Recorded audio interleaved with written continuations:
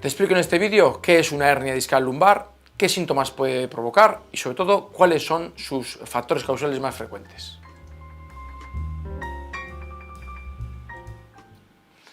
La hernia discal será uno de los problemas más temibles de espalda y cada vez más frecuentes, sobre todo y paradójicamente en la sociedad moderna. Digo paradójicamente porque siempre hemos pensado que la hernia discal es producto de esfuerzos físicos intensos y en parte es cierto, pero sin embargo tenemos una sociedad que cada vez hace menos esfuerzos, que cada vez tiene una vida más cómoda, mucho más cómoda de la que puedan tener tus abuelos, que hacían trabajos agrícolas mucho más intensos o incluso hoy en personas que trabajan en la construcción, y sin embargo nos damos cuenta que estas personas tienen menos hernias discales que un oficinista o que un maestro de escuela. Y esto tiene, luego te lo explicaré, su explicación. En primer lugar, decirte qué es una hernia discal. Lo tenemos ahí en la pantalla. Una hernia discal es un disco, que es la zona lila, que ha reventado, deja salir esa lengua y acaba comprimiendo esa lengua una raíz nerviosa, que es esa zona rosácea que tenemos en la pantalla. Eso sería una hernia discal. Tenemos en la columna, esta es una columna flexible, porque nuestra columna es flexible para todos los lados, y vemos que tenemos entre cada vértebra y vértebra, tenemos esta franja más color anaranjada, que es el disco, ¿vale? Tenemos un disco entre cada vértebra y vértebra. El disco es como una almohadilla, como un colchón, pero un colchón relleno de agua o relleno de gelatina, ¿vale? Luego, cuando este colchón se rompe, revienta en su caparazón externo, puede dejar salir esa gelatina, que es esa lengua que vemos en la imagen, ¿vale? Eso también sería tenemos aquí un modelo anatómico con dos vértebras, la superior y la inferior, y la vértebra tiene que tener movilidad para lateralmente poderse mover o anteposterior para podernos doblar hacia adelante y hacia atrás, ¿verdad? Un poquito a cada nivel vertebral, ¿vale? Cuando este disco recibe mucha presión, puede llegar a reventar y comprimir la raíz nerviosa que sale por un agujerito, por el agujero de conjunción que se llama, ¿vale? Te lo explico en una toma más cercana. Aquí tenemos ese disco, este es el agujero de conjunción, por donde sale esta raíz nerviosa, esta zona amarilla es la raíz, esto sería el nervio ciático, que es ese nervio que cuando hay una hernia discal duele a lo largo de toda la zona posterior de la pierna, ¿verdad? Porque aquí está cortado, pero esto sería la raíz donde emerge el nervio ciático. Bien, pues cuando este disco revienta por una presión muy mantenida o muy intensa o mantenida en el tiempo, ambas cosas pueden ser.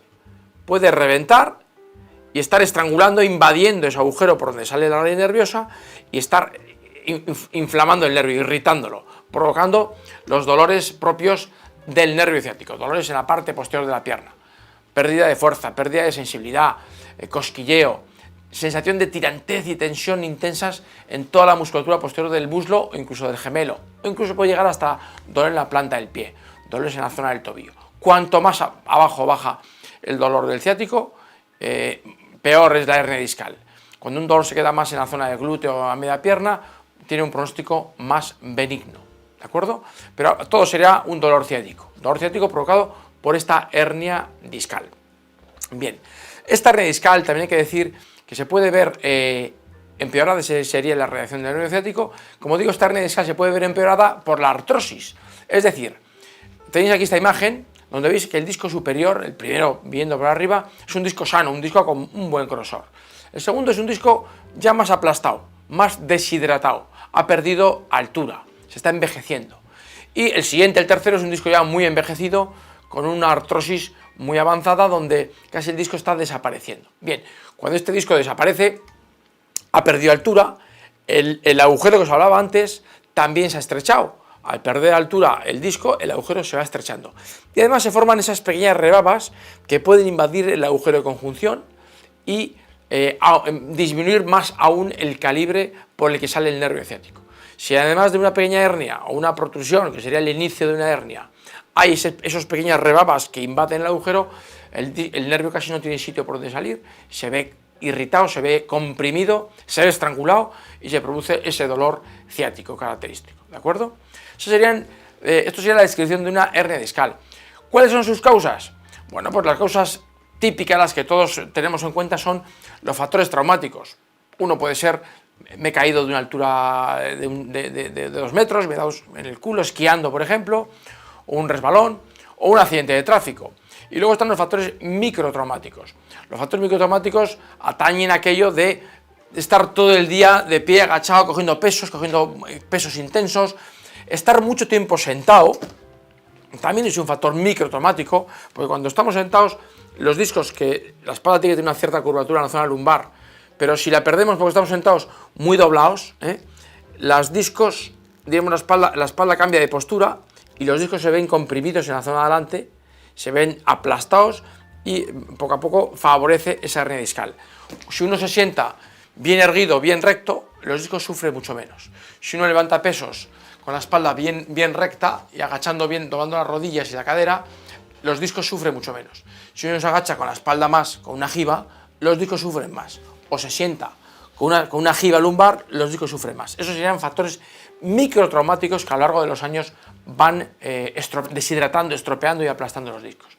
Pero quiero ya terminar este vídeo diciéndote una cosa que probablemente no la sepas y no la saben muchos fisioterapeutas, que es que frecuentemente detrás de una hernia discal, para que este disco termine por reventar y provocar esa salida de ese núcleo pulposo, de esa gelatina, hace falta frecuentemente un factor desencadenante intenso. Y este factor habitualmente suele ser un desequilibrio visceral, un mal funcionamiento visceral, lo que llamo una disfunción visceral. No una enfermedad, porque no estamos hablando de una enfermedad, sino de un mal funcionamiento. Por ejemplo, el riñón, un mal funcionamiento del riñón por estrés, por una mala alimentación, por agotamiento, va a provocar que ciertas zonas de la espalda se queden rígidas y que sobre todo el disco L5S1, el último disco lumbar, se aplasta hacia el lado izquierdo y va a provocar una ciática o una hernia discal L5S1 izquierda. O que el intestino irritado, también por una mala dieta sobre todo, va a provocar un aplastamiento del cuarto disco, entre el cuarto y la quinta vértebra, el cuarto disco lumbar, hacia el lado derecho y va a provocar una hernia discal derecha con su ciática derecha. También puede provocar hernias discales el útero, la próstata, es decir, malos desarrollos ginecológicos, estos órganos que te he dicho sobre todo atañen a la zona lumbar, son a veces la causa fundamental de que se termine de producir una hernia discal.